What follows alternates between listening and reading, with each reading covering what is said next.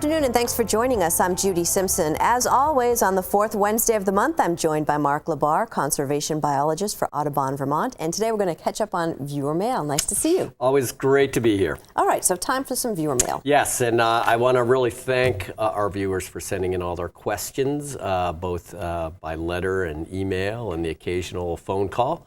I try to get to as many as I can, and I'll try to tackle a bunch here today. All right, so let's start with our first question from Ginny Wilson of Middlebury, and she writes, my friend Renee took pictures of black vultures in Middlebury today. I've never seen them.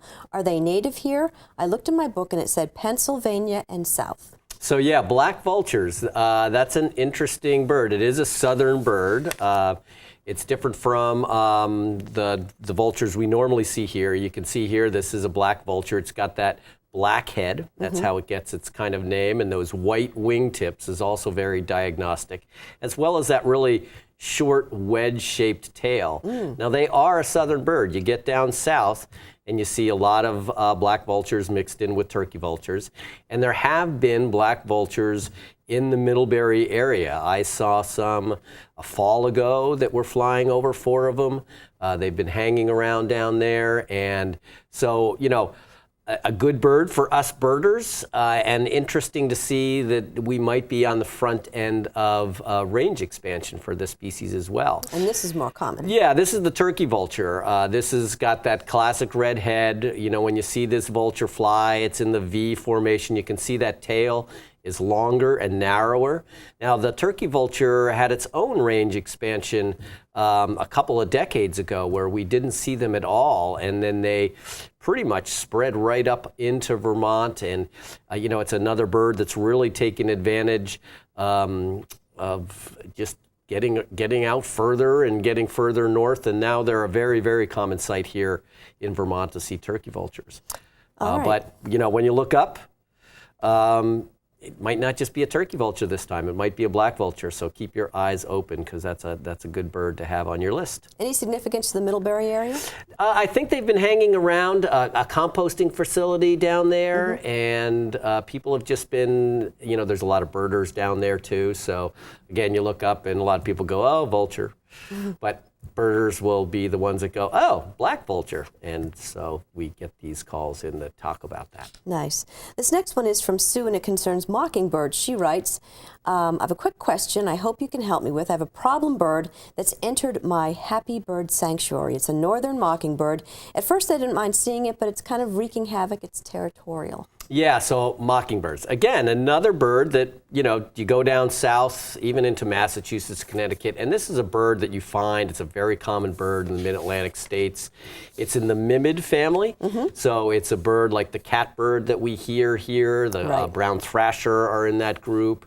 And this is a bird that often very loud, and another bird that people are seeing pop up now and again here in Vermont.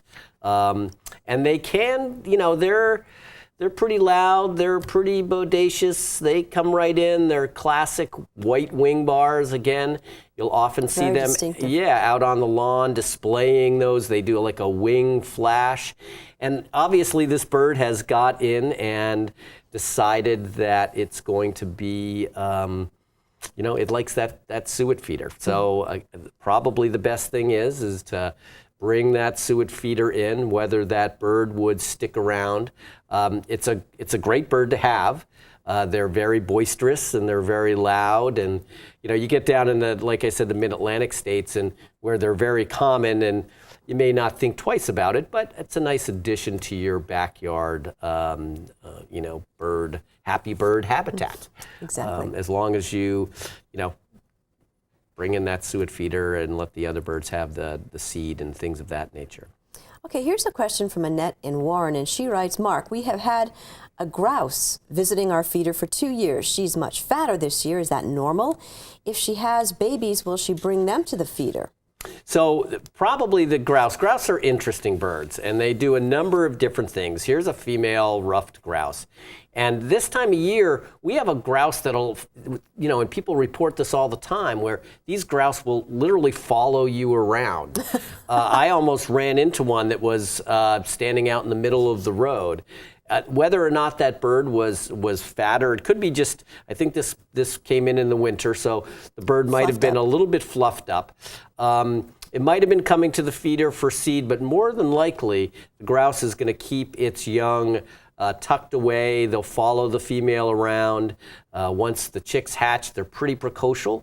So much like geese and everything like that, the mother brings them to the food as opposed to her bringing the food to them. And they'll wander around, and they'll be the type of bird that if you're walking through the woods, they kind of explode out, and you'll hear the chicks go.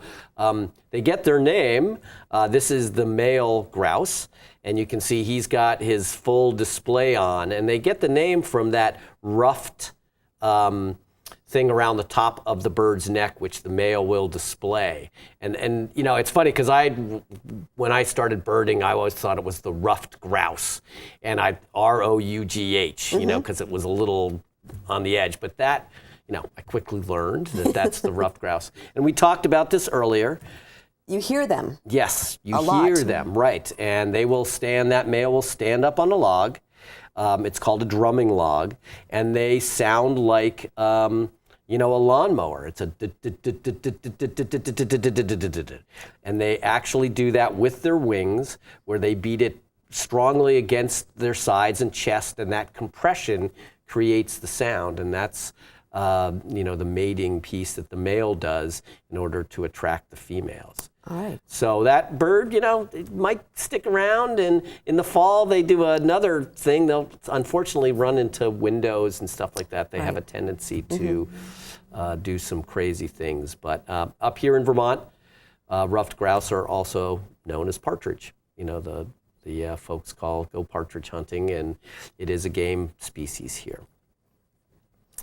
So you have another question. And then in that same line of grouse, we had a message, email that came in here from Jan from South Hero. This is a bird we've talked about on the show before. This is a chucker, which is very similar to our grouse, but it is not native here to to Eastern North America. And this is a bird, South Hero. There's a game farm up there, so there's a breeder up there that does breed a number of these different species, chucker being one of them. So it might be an escapee. Yeah, so it's an escapee, but a very attractive bird to look at. Some very nice plumage. So again, a nice little addition to your backyard. All right, here's a question from Jamie Perrin about hummingbirds.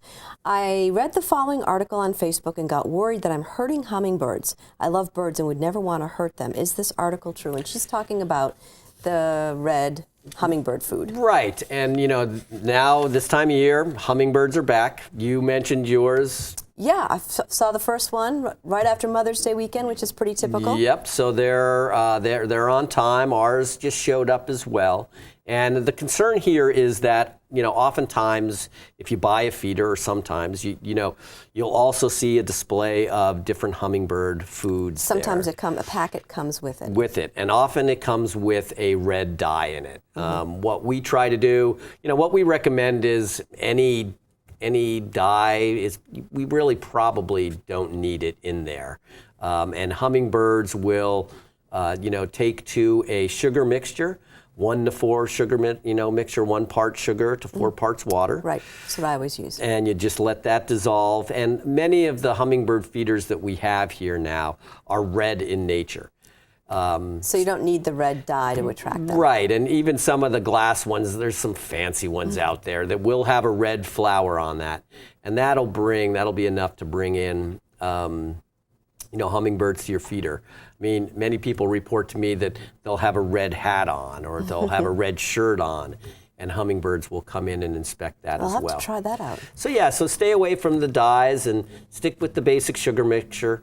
Remember, when we get really hot days like we had earlier in the month, and as we get into summer, that sugar mixture can turn. So you want to make sure that, especially if that feeder is in the sun, you want to make sure that you trade that mixture out on a regular basis and keep it fresh for for the hummingbirds. Excellent. Well, here's a question from Jackie Kincaid from Benson. She says, a friend found this bird on his feeder in North Hero. I haven't the slightest clue, as my bird books were no help. So this is an interesting bird. Was a picture sent to me. I got it a little bit later, but it's a picture from the fall. And this is a sapsucker, and it's a young sapsucker. Having a tough one with that today. And it's a male from that little bit of red on the top. But you can see it's all puffed up. It's a juvenile, so it's a young bird. It probably hasn't migrated yet. Hopefully this bird got out. It's taking advantage of that suet feeder there. But those juvenile feathers are often fluffier than, they transition out of the downy feathers that they have coming out of the nest, and they have that fluffy juvenile texture to them, that first year's worth of feathers, and so that's why she's seeing that bird looking like that. And again, hopefully, it seems like it was a little late for that bird to be going, so hopefully it made it down south. Yeah. All right, there's another interesting bird that you want to talk about, southern visitor. Yeah, so again, we talk a lot about southern visitors and birds coming up and birds showing up. And for bird watchers, this is often a great thing because we get to see new birds. And this is a bird called summer tanager. And this is a bird that showed up in a feeder up in North Hero. I believe it was Megan Martell who reported this bird.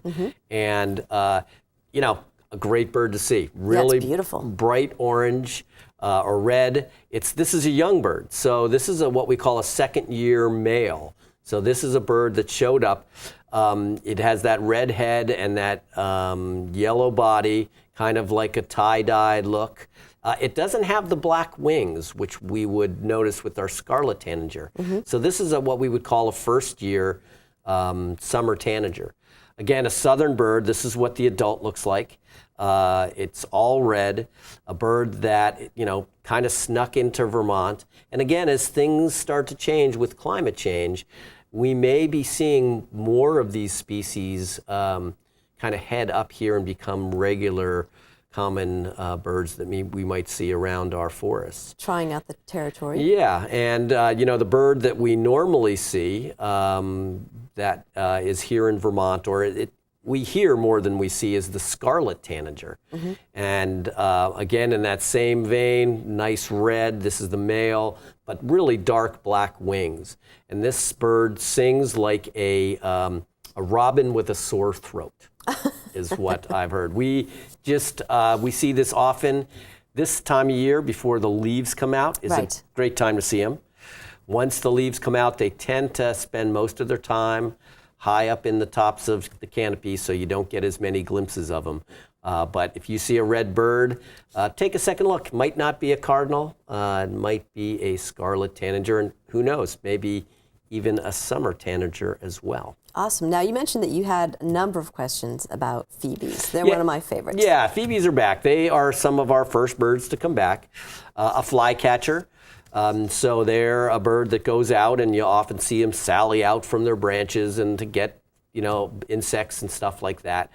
They bob their tails. They do the very distinctive phoebe call, which many people like. Sometimes it can drive you a little insane. Especially if they're trying to build a nest near your house. That's right. And they will, and they will stick around. They often build their nests underneath eaves. We have many phoebes around the nature center. We have some that build them right on the porch and will put up with us going back and forth. A classic phoebe nest here, you can see up underneath an eave here. It has a lot of that moss. And a lot of times the birds will build one on top of the other. And one question that I had was, is it all right for them to do that? Or if that falls down, will they build it again? And they will. They'll come in if they really like that space. This looks like it might be more than just one season's nest, but they'll build right on the top. Sometimes that'll fall down. They'll put another nest on top of that. We actually build little platforms that we have around the center, just little flat spots that we'll put up underneath the eaves, strategically placed. Away from the door. Away from the door, away from the back porch, so that they don't get disturbed. But a great bird, come back early, breed often, You get to see the babies because they're often out there. Can be a little Really cute. messy Yep. with their droppings underneath the nest, but you know, again, a nice bird to have around, and certainly, you know, it's summer and spring, so we're hearing the phoebe sing away. And I had a friend, we have a minute left, who had a robin that built a nest right on a window that was open. And so she just had to leave the window open because she didn't want to disturb the nest. Right, and that happens a lot too. And they'll do it in the blink of an eye, you know, before you know One it. day. So last thing I wanted to talk about. The birdathon. Our birdathon. So it's our annual birdathon, and we do this. It's a fundraiser for Audubon. If folks want to donate, they can call into the Audubon, or they can go to our Audubon website, vt.audubon.org, or they can just Google it, and Audubon Vermont, it'll come up. And there's our donation page, and they can pledge to me if they want to.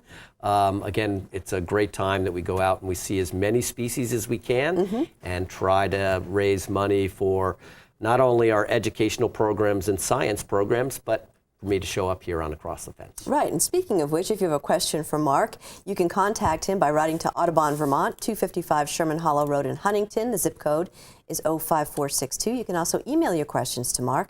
The address is mlabarr@audubon.org. Send Mark your questions, and he'll try to answer them on a future program. Thanks for coming in. Always a great time. That's our program for today. I'm Judy Simpson. We'll see you again next time on Across the Fence.